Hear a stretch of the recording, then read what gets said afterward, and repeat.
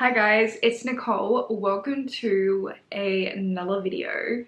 First of all, to quickly address the ridiculous pile of books behind me. This is my unhaul pile. These books were sitting in the corner of my living room and I've now relocated them and reorganized them onto my couch because I did attempt to film my unhaul and it did not go well. I mentioned it in my previous vlog, but basically what happened was I sat down to film.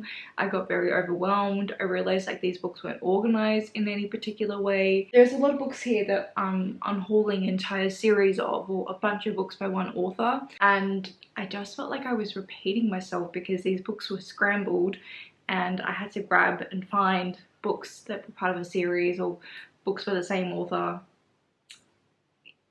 It was a mess. It was a mess. So I stopped filming because you could also see how frustrated I got while filming. Plan to attempt to refilm that video soon now that these books are all organized. So hopefully it'll be a smoother filming process for me, but there's a lot. You can't even see it all. My whole couch is hidden. I don't think my couch is meant to hold this amount of weight, so hopefully it just doesn't break on me, but yeah, that's coming. I just wanted to mention that. But today we're going to be chatting about the books I want to read in November. I am in the biggest fantasy mood at the moment, so that's mostly what's on this TBR today.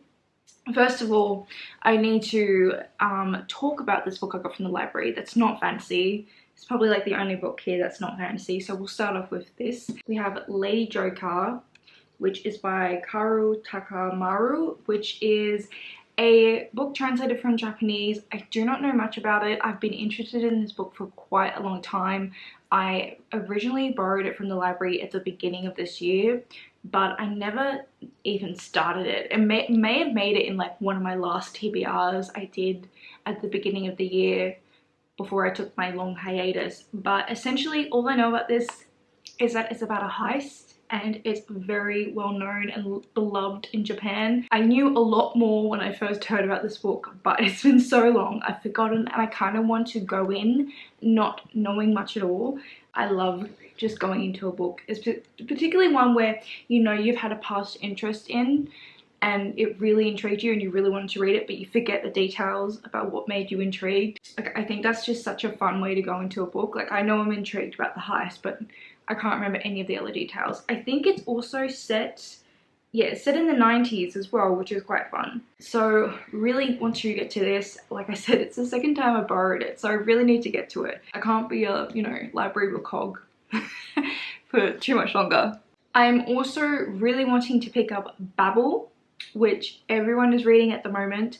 I have brought the audiobook, which I think is how I'm going to consume the story.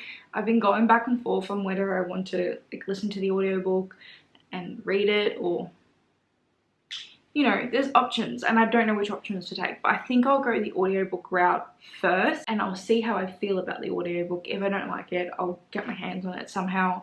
I just know everyone's loving this book. I know that's Dark Academia, inspired by The Secret History, I believe, which I have read. Didn't like love, I liked. I'm just really excited to see what this is about. Like, I just feel like I haven't seen a bad word about this book, and also everyone seems to be quite devastated by the ending, and I'm in the mood to read a sad book. So yeah, I'm ready to be emotionally destroyed. That's what I'm hoping. Again, I don't know much about this book. I'm excited to find out more. I also really want to pick up the sequel to The Wolf of Yarrow. I read this back in, I want to say around April, and I really enjoyed this book. This book was definitely a slow burn in terms of how I was feeling towards it. I think, what does that sound? Oh, that's my washing. Hopefully you can't hear my washing. If you can, I am sorry. This book was definitely a slow burn in terms of how I felt about it. The beginning part of the story, I think I felt quite indifferent, but I ended up really warming up to the story, and I think back on it quite fondly now when I look at it on sitting on my shelf. So I really want to continue before my memory of this book, like, you know, it escapes me and I can't remember. This essentially follows a queen who has a very complicated marriage and political situation happening. Her husband that she married, who she does share a son with, essentially ran away the night before their coronation. They are two people, her and her husband, from different clans, and they're opposing clans that have a long history of conflict between the two. Their marriage and them also being coronated in two was supposed to signify these two clans, these two peoples joining and essentially ensure peace in their kingdoms. But obviously that didn't happen, with her husband fleeing the night before the coronation. And we start off at the beginning of the story. It's been 6 years since those events, since her husband fled. And at the beginning of this book, she is meeting up for her husband for the first time to sort of discuss their current political situation and what they're going to do. However, she is then thrown off track because there is an assassination attempt, which leads for her to be separated from her party that she went with, her soldiers, her political advisors, and she ends up being on the streets trying to survive on her own. I really enjoyed this story, like, in the end. Like I said at the start, I didn't really know too much what was going on. I found the political setup of this a little bit complicated. It did take me a little while to get my head wrapped around, but once I got it all, I really quite enjoyed the story. And there's a side character in here I particularly loved, who I think could be a possible love interest. Like, the way it was set up, it gives me love interest vibes, which I really want to see happen. So yeah, definitely going to read the sequel. I managed to get the audiobook of it on Audible, so I think that's how I'm going to consume the story. But I realize that for some reason there's no third book on Audible, and I don't know if it's because there's no audiobook for the third book, or if it's because there's a regional restriction where the third book isn't accessible for Australians, because unfortunately that happens too often. But we'll cross that bridge when I get to the third book and I can figure out how I want to read that book then. But yeah, really excited to get to this one. Speaking of sequels, I'm also very excited for the release of the sequel to this book. So this is Daughter of the Moon Goddess, and the sequel comes out this month, which is called Heart of the Sun Warrior, I believe.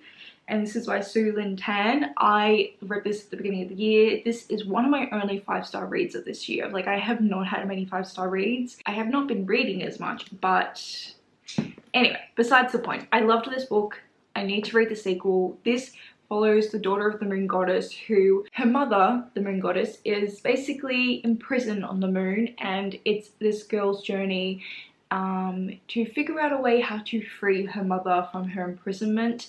And it's also like a journey of her, like, I don't know, her sort of own self-discovery journey. She has grown up in a very, like, isolated environment on the moon with her mum until she has to flee, and I loved it. I just loved the main character. I loved how much happened in this book. Like, it's a book full of quests. It's a book full of, like, political conflicts in a court setting. There's a romance that sort of happens. Like, she grows up alongside the prince in this world and she learns beside him, and then there's also like a soldier that she kind of has a thing with. I don't know, it was just a lot happening. It was a lot of fun, and I think it never felt overwhelming at times. It was very well spaced out and paced. Adored it. Really excited to see what book 2, which is also the conclusion, has in store for us. I'm kind of tempted to reread this one as well if I have the time. Hopefully I'll have the time. I also want to read Fool's, what's that called? Oh my god, no, it's not Fool's Errand. Fool's Quest. I keep getting book 2 in this trilogy mixed up with other books from the series. Like, I can't keep up with the names. Anyway, this is the first book in the Fits in the Fool trilogy, which I just completed the other day. I have a vlog where I talk a lot about it, and I will be talking a lot about this in my wrap up, but basically all you need to know is I really enjoyed it. I have so much fondness for this series, and like, even though I might not end up reading these books super highly, they are such comfort reads for me, and I'm so excited to read the sequel. Cannot tell you anything about this sequel. It is the second last book in a very long series, but I'm really excited, and I'm really kind of scared because I think it's going to be a emotional roller coaster, because the way this book ended, the cliffhanger, it was a lot, and so I really do need to get my hands on book 2, Fool's Quest, as soon as possible. I need to know what happens. I loved it. I adored it. I would really like to finish off this trilogy by the end of the year. So I've got the 2 books left, obviously, and then I'm done with the whole Realm of the Elderling books, which is wild because I've been reading them for probably 2 years now. And yeah, coming to the end. It's the end of an era, you know, approaching. So yeah, gotta add this here, gotta finish it. I'm also kind of wanting to pick up An Enchantment of Ravens by Margaret Rogerson. I have read her other book that the name is escaping me right now, but it's the one with the magical library, Sorcerer of Thorns. It came to me, that's the one. I really want to pick this one up on a day when it's like rainy and I can just like spend the afternoon reading it one go. We've had a lot of rain recently and I think it'll be like the perfect time to pick this up before like summer really hits us here. So that's why I want to pick this up. All I know is this is about a girl who paints a fae, like she's painting a portrait of a fae man, and she paints like emotion in his face, I believe it is. Okay, so it's Rook, the Autumn Prince, that she has to paint the portrait of, and she makes a deadly mistake. She paints mortal sorrow in his eyes, a weakness that could cost him his throne and even his life. So, and it sounds like she gets like taken away by Rook because of what she's done is seen as a crime to him, which is a very dramatic reaction to a painting, but you know, go off Rook.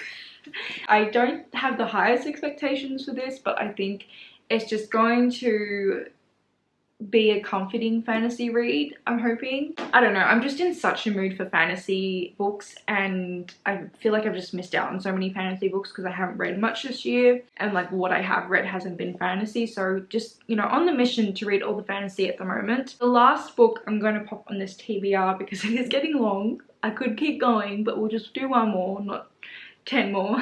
The last book I really want to get to is The Library of the Unwritten.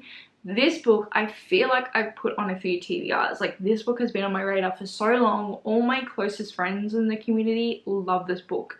They have nothing but praise, basically, to give this book. I don't know much. I know that there's an amazing fan family. I believe it takes place in a library where books that have not been finished by authors reside, and I think like characters come to life. I'm not too sure. Again, this is one of those books where I know I've heard things and I've heard a lot of things about it over the years, but a lot of what I've heard is no longer up here, and I just want to go in knowing what I do and as little as I do, because I think that's just so fun. So yes, that is my TBR. Hopefully my next video, or if it's not my next video, it'll be one of my next ones, will be my unhaul, finally. Which I'm still kind of overwhelmed to film because look at this pile. If you made it this far, leave me the ghost emoji. I've got little ghost earrings on today and I've got my little ghost t-shirt, so yeah. And on that note, have a wonderful Halloween if you celebrate Halloween. Otherwise, thank you so much for watching. Have a great day, happy reading, and hopefully I'll also see you next time. Bye.